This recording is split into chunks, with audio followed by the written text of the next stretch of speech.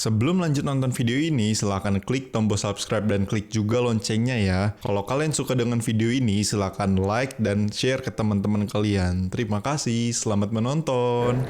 Halo, Assalamualaikum. Ketemu lagi dengan saya di channel YouTube Aneka Baking Online. Kali ini aku akan memperlihatkan video ya cara membuat roti gulung. Yang roti gulung ini tuh bagus banget ya kalau untuk dijual.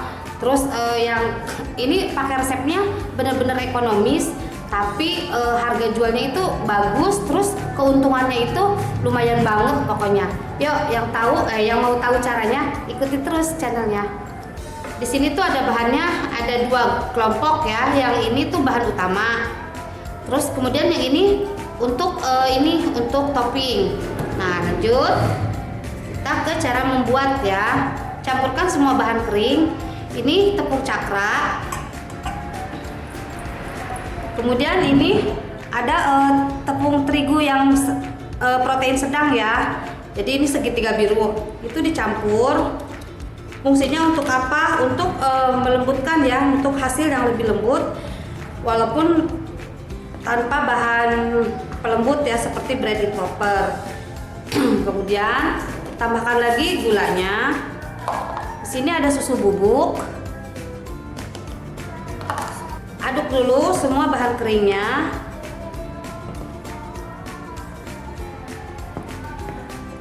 Kemudian, nah di sini aku menggunakan 2 butir telur. Yang ini kuningnya aja ya, nggak pakai putihnya. Satu lagi menggunakan putihnya. Jadi 1 telur utuh dan 1 kuningnya aja. Kemudian ini diaduk dulu. Di sini kita mulai tambahkan air. Ini air dingin. Menggunakan 250 air, tapi ini bisa kurang dan bisa lebih ya, tergantung ukuran telur yang digunakan. Kadang kalau telurnya besar, putih telurnya itu banyak, jadi air yang kita gunakan itu berkurang. Nah, nuang airnya itu sedikit-sedikit. Airnya harus air dingin.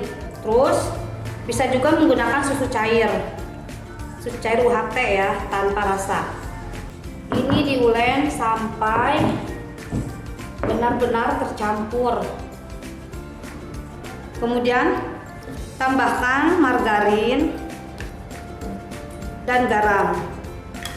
Nah, ketika margarinnya masuk ke adonan, boleh menggunakan mixer kalau misalkan mau menggunakan mixer. Jadi diaduk dengan kecepatan rendah saja, kurang lebih itu 25 menit ya. Kemudian mixernya itu jangan dipaksa, biarkan aja kita ngikutin arah kaki mixer. Biar mixer sendiri yang jalan. Jadi kita yang ngikutin mixer, bukan mixer yang ngikutin tangan kita. Jadi ini setelah 25 menit ya kurang lebih di mixer. Ini udah cukup. Kita lihat hasilnya. Nah, ini adonan rotinya sudah kalis ya. Jadi dia ditarik nggak langsung bocor, nggak langsung bolong. Ini. Nah, oke. Ini udah siap. Nah, ini contoh adonan yang sudah kalis tuh seperti ini, lembut ya, halus permukaannya. Nah, setelah ini kita proofing kurang lebih 20 menit. Kita siapkan dulu baskom yang udah dioles minyak.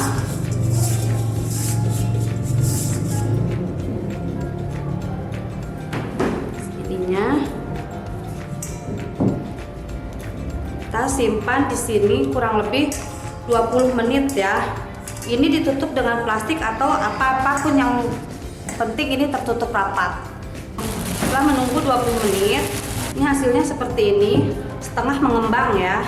Jadi ini belum mengembang sempurna, baru setengah mengembang. Kita siapkan juga loyang ukuran 30 x 30 yang dioles dengan margarin, oles tipis ya dengan margarin. Siapkan 2 buah ya, 2 buah loyang 30 x 30 yang dioles margarin. Kemudian lanjut, ini adonannya kita timbang. Adonannya semuanya tuh keseluruhan ditimbang. Totalnya berapa? 1150 ya kurang lebih. Nah, ini dibagi dua sama rata. Kemudian ditipiskan ikut sesuai dengan ukuran loyang. Ini udah cukup. Kemudian lakukan di loyang yang satunya lagi ya. Lakukan semuanya sampai selesai. Ini udah selesai, ini disusun di loyang ya ininya adonannya. Kemudian jangan lupa ditusuk-tusuk pakai garpu supaya adonannya itu nggak menggelembung pas di open. Nah, setelah ditusuk-tusuk seperti ini, kita diamkan lagi kurang lebih 60 menit ya, tapi tergantung cuaca. Kalau cuacanya panas, biasanya 30 menit udah mengembang 2 kali lipat. Jadi intinya ini adonan itu harus mengembang 2 kali lipat, jangan patokan ke jam. Jangan lupa ditutup plastik yang rapat. Ini ya hasilnya setelah didiamkan kurang lebih 45 menit. Nih, ini udah mengembang ya 2 kali lipat, kelihatan kan agak gembul ininya bentuknya. Ini tuh. Ini. Nah, ini sebelum dimasukin ke oven disemprot dulu permukaannya pakai air. Bisa juga dioles dengan campuran susu cair ya dengan kuning telur. Tapi aku pakainya yang disemprot aja pakai air. Karena kan ini ekonomis, biar nanti keuntungannya itu lebih banyak. Buat dari jauh jangan lupa oven dipanaskan dengan suhu 190 derajat ya. Cukup api bawah aja, dan ini nanti di ovennya di rak paling bawah aja. Kita masukin di rak paling bawah aja seperti ini. Nah, masuk, tunggu kurang lebih 10 menit. Nah ya, setelah kurang lebih ini 10 menit nih matang sampai ke permukaan ya, tanpa api atas karena suhunya tinggi. Ini setelah keluar dari oven, ini langsung dioles dengan margarin supaya permukaannya itu nanti tetap lembut. Kemudian langsung dibalik kertas, pakai kertas seperti ini aja. Nah, permukaannya harus ada di bawah ya supaya tetap lembut. Kemudian ini dibelah dua. Ini ya sudah terbelah seperti ini hasilnya. Kemudian ini dikasih isian ya. Untuk isian itu untuk isian bebas. Bisa pakai selai atau bisa pakai selai coklat. Ini aku pakainya selai stroberi. Kalau misalkan menggunakan buttercream, ininya tunggu agak hangat banget ya supaya buttercreamnya tuh nggak meleleh. Untuk isian tuh bebas bisa pakai keju, coklat. Nah, ini sudah. Kemudian ini digulung. Pas menggulung di ujung sini dikasih pemberat ya supaya nggak mudah menggulungnya.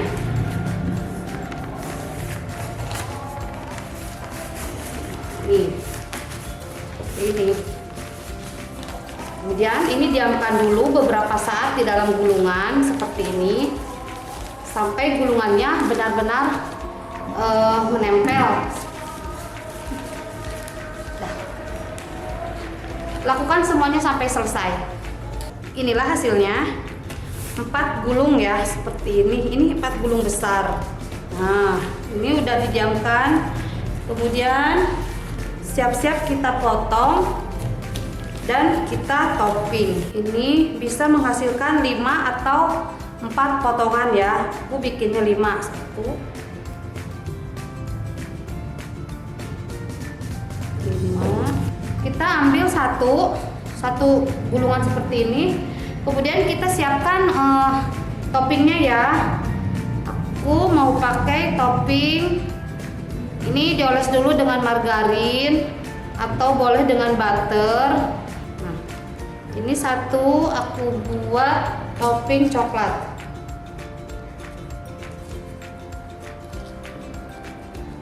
Nih, hasilnya seperti ini. pakai dulu satu di sini. Yang kedua aku pakai topping kacang sangrai.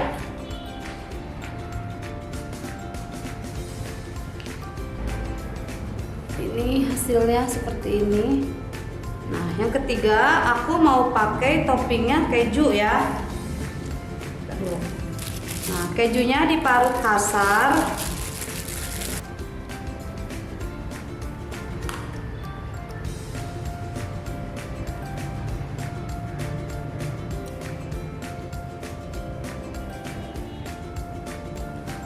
Ini hasilnya ya. Oke.